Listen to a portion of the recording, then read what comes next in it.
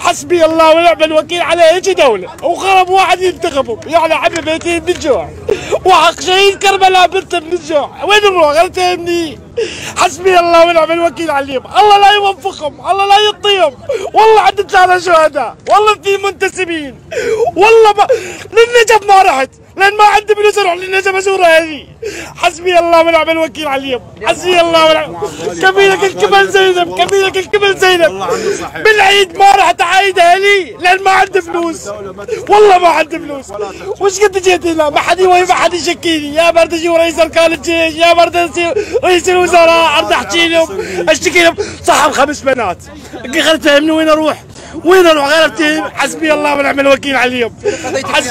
والله العظيم اريد ادور تعيين، ما خليت مكان ما رحت له، يا بعينوني، مو خاطر بناتي، والله عندي 5، والله ما عندي ولد، والله اخوتي 3 شهداء.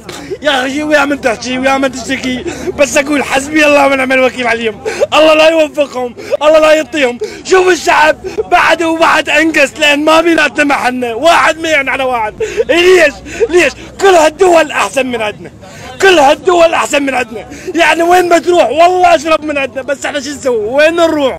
غير اتهم نقول حسبي الله ونعم الوكيل عليهم، ما عندنا غير حكي. والله كاسب، كنت ابيع عن شاي وبلشوا شاي، اشتريت تك تك خذوها من عندي، يا اخي وين نروح غير اتهم؟ انطوني عيشه نعيش فيها، انطوني عيشه نعيش فيها، انطيني يوميه 20,000 اعيش بناتي كل شيء ما اريد، فغير تفهمني وين اروح؟